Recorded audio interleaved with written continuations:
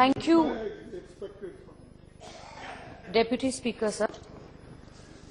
I thank my party for giving me the opportunity to speak on a very important and significant bill, the Muslim Women Protection of Rights on Marriage Bill 2017. In the statement of objects and reasons, the government has stated that on 22nd August 2017, a judgment was passed by the Honorable Supreme Court where Talaq-e-Biddat, more commonly known as instant triple talaq, was held unconstitutional. Further, the statement of objects and reasons ends by saying that this will ensure the larger constitutional goals of gender justice, gender equality of married Muslim women, and help subserve their fundamental rights of non-discrimination and empowerment. So when the Honorable Supreme Court's judgment came, the Indian National Congress Party instantly had a press meet, and before this bill came to Parliament, and we welcomed the Supreme Court judgment. And I have to say that today in this House, we must all join together in applauding the women who gathered the courage to go against a very regressive practice of instant triple talaq. Honorable Law Minister lightly said and very accurately described the balance of the judges, that it was a 5-judge bench and who disagreed with who. But he also in that statement what emerged with quite a lot of clarity is the fact when they said that please legislate on it, requesting the Parliament to legislate on it, and pending that we are banning it, pending that for 6 months we are staying this procedure. In a very legal technical term, I would say that's a minority judgment. Yes. Today I will say this bill, although the length of this bill is very short, but it actually seeks to amend a very critical law which will have a direct impact on women empowerment and especially the empowerment of Muslim women. We have seen historically that talaq is a unilateral act on behalf of a man and where a woman doesn't have a say. And it is the dissolution of Muslim Marriage Act 1931 which gave the woman a right to approach a court to have her marriage annulled. And since 1939, women have been approaching from time to time, and all the grounds on which a woman can ask for annulling her marriage have been specified in that. However, the reality is, as Honorable Minister said, that this is a practice that is prevalent till today. And as per the question that was answered in the Lok Sabha, which is question number, I think, question number 73. One of the reasons for bringing this bill has been said that since the pronouncement of the Supreme Court judgment, about 66 cases have been reported, and Honorable Minister says in the last 1 week it has gone up to 300. Today, let me put it on record that where it says at section 3 that any pronouncement of talaq by a person upon his wife by words either spoken or written or in electronic form or in any other manner whatsoever shall be void and illegal is exactly what the Supreme Court has said. And even if this bill had not been introduced with this section 3, I don't think that position in law would have changed it. The Honorable Law Minister is talking about the minority judgment of the Supreme Court, which basically says that I am not willing to pronounce it illegal or void, but the Parliament should legislate and bring it, pending which I am staying this proceeding. So this is a historical bill on empowerment of women. We all agree that empowerment of women should happen, and instant triple talaq amounts to a grave act of disempowering a woman and depriving her of the right. But let things not be misrepresented on the floor of the House so that we know exactly what it is we are working for. Further, sir, it goes on to say that Section 4, whoever pronounces talaq referred to in Section 3 upon his wife shall be punished with imprisonment for a term which may extend to 3 years and fine. So this bill is in effect. This bill is effectively bringing a matter like divorce, which is generally in the domain of civil jurisdiction, into the criminal jurisdiction. That means now it is going to be a criminal offence, and the logic to that, as per the statement of objects and reasons, is that it will act as a deterrent, and 22 countries, more than 22 countries have banned it. Supreme Court has said it, and Honorable Minister on the floor of the House has said that it has also been regulated in many countries like Bangladesh, etc.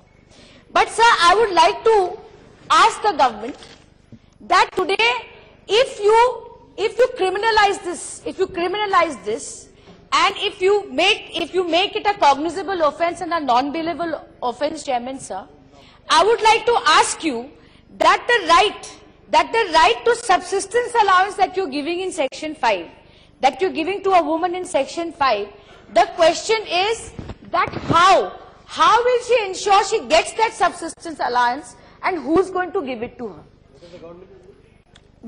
And who's going to give it to her? Why I ask this question, and it's my pleasure that the Law Minister is an eminent lawyer and he'll be able to answer it. So if you look at the 1986 Act, Muslim Women Protection of Rights and Divorce Act 1986, what is the difference? There is also 1 year imprisonment in that, and there is also a provision for fine in that. But the difference between that and this, your present bill, is that the 1986 Act says that where a magistrate has passed an order of maintenance, where a magistrate has passed an order about letting the woman stay in the marital home, and the husband is in violation of that order, he will be liable to imprisonment. Therefore, first, he is put in a position to give the woman subsistence or maintenance, the word that is used in 1986 Act, and if he fails, then he goes to jail. And may I say so, if before 1 year of imprisonment is over, if he starts paying that maintenance within 3 months or 6 months, the 1986 Act is clear that his tenure of prison will end. But what have we done here? We have said that the mere utterance of the word talaq, talaq, talaq instantly at one instance, today it is a criminal offence. Chairman sir, I would like to ask you that isn't this bill silent? That today if I get subsistence allowance from a court after my husband has given me instant triple talaq, the question is, am I allowed to go after the estate of my husband? Yes. Today if he is in jail, there is no provision for it. I am asking these questions because Khadge ji started by saying we are not opposing this bill, but there are lacunas in this bill, and the standing committee needs to consider it. Since he has disagreed to the standing committee, we are asking these questions. Secondly, sir, I'd like to say, subsistence allowance, how is it going to be calculated? What is the method of calculation? I take you back to the 1986 Act, Chairman sir, where it is clearly written that what will be the factors that the court will look into. Court will look into the standard of living of the married couple. The court will look into what is the ability and the financial status of the husband, and after that arrive at a formula to say this is the subsistence to the woman. So today I pass a law out of sheer tokenism, but there is no methodology, there is no way of calculating the substances, there is no way for me to enforce it. I want to ask Honorable Minister, who seems to have read, Honorable Minister who has clearly read a very long judgment very thoroughly, that is it not the case that one of the main reasons why the Honorable Supreme Court has declared instant triple talaq unconstitutional is because it does not give any chance of reconciliation to a couple. There is no chance of reconciliation to a couple. That's why they said that if a talaq happens over 3 months, which are the other forms of talaq, we are not interfering with it. But talaq-e biddat cannot be allowed where a man unilaterally pronounces talaq, talaq, talaq instantly, gives no reasons for it, and there is no opportunity for a woman to reconcile. So the question is, today, is it the position of the government, and I talk from common sense and not from my legal knowledge, that is it a real possibility that after I go to magistrate in a non-bailable offence, where my husband is going to be arrested, are you saying that he will sit in a reconciliation procedure with me?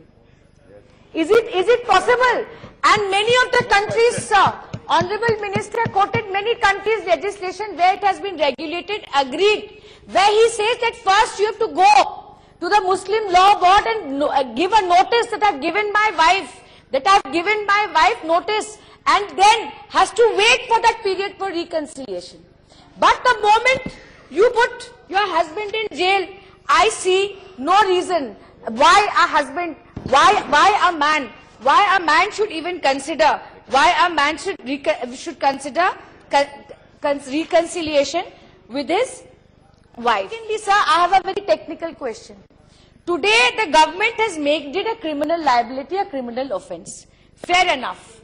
In any criminal offence, there are two aspects to it: the mens rea and the actus reus. Now, I would like to ask Honorable Minister through you, sir, that what is the kind of mens rea you're looking for? Today, mens rea's world, it is the intention, it's the guilty intention. So if a husband goes to the court and says, I had no intention of doing it, I was upset, I was angry, what happens then? Can the wife handle the burden of proof beyond reasonable doubt to prove that he had that intention? Secondly, please specify that are you actually talking, or are you talking about strict liability? That even if he has no intention, the mere fact that he uttered it becomes an offence. Then do you think that married couple will come back together to live with each other? Another thing, there is a principle of proportionality, Chairman, sir. And I'd like to ask the Honorable Law Minister that you have decided on 3 years of imprisonment. Now let us look at the IPC, that what kind of offences are given 3 years imprisonment. Today, Section 148, rioting and armed with deadly weapon, 3 years. 153A, promoting enmity between two groups, that's 3 years. Section 295A, deliberate act to outrage religious feelings, that has 3 years. Today you've acquitted a man who apparently is only uttering the 3 words of talaq, and you're putting him into jail. Today I want to ask the Honorable Minister that suppose it takes her 1 year to get maintenance, any interim order from the court, will this government, today who's beating their chest in favor of Muslim women, will you create a corpus? Yes. Will you create a corpus to maintain or give pension to the Muslim women? Good question. Will you do it? You will not. You will pass this bill and you will forget about it. I request the Honorable Minister that please think about, if you are really interested in financial empowerment of women, then pending a subsistence allowance, which is not defined, as Premachandran ji pointed out rightly, which is not defined. Is it in addition to maintenance? Will it be adjusted with maintenance? The bill is silent on it. The bill is silent on it. Today the question is, will you give that? Lastly, sir, I would like to say that today everybody wants social reform, sir. Today women empowerment and equality in our country, it is not just an idea, it is a right. It is not just an idea, it is a right. And it is my responsibility, my government's responsibility, is the opposition bench's responsibility to legislate in a way that which truly gives us equality. Today I want to ask Ravi Shankar Prasad ji that you have claimed that this is going to be a huge social reform for Muslim women. Today I want to request him, sir, will we see the women's reservation bill coming to Parliament? The entire country is waiting for that. Because, and let me say, sir, you may think this is not connected to this, but let me tell you, it is not just about representation of women in Parliament, that because we have 50% of population, we should be 33%. But if you had consulted Muslim women, the various NGOs which admittedly you haven't, and if you had allowed more women amendment in this parliament, if we all had, not just you, sir, believe me, a legislation like this, full of lacunas, wouldn't have seen the light of the day in this house. Yes. Wouldn't have seen the light of the day in this house. With these few words, I would like to end my speech by one simple question. That, sir, today as a woman I want to ask you, that when you criminalize something like this, will it alienate the Muslim community more than it already has? It's a very important question we need to ask ourselves as members of the society. And I want to ask Honorable Law Minister that you are not agreeing to legislate against marital rape. And the reason they have given in the Delhi High Court is that it opens the floodgates for abuse and misuse. I want to ask you, sir, that will you be able to ensure the House that this bill will not open up abuse of this law against Muslim men in the country in the name of protecting Muslim women here? If you really want to empower Muslim women, I suggest that to set up a corpus, give them the maintenance, and Supreme Court has already done the job of banning instant triple talaq. You don't need this bill. You don't need this bill to end that practice, but you need this bill to empower women. So add provisions in it. With this, Honorable Minister, sir, I would request you that today when you introduced the bill and suddenly put it up for consideration, we all exceeded. But I strongly believe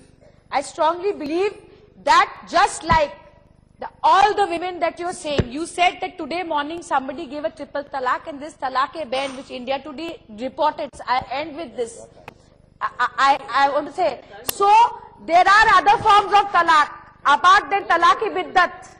There are other forms of talaq, and it took you 43 months to pass this bill. If you really believed that instant triple talaq is regressive, then why did you wait for the Supreme Court? You should have done it with absolute majority in Lok Sabha at the beginning. Yes. With these words, I end my speech, and I thank the chairman for being so patient with me.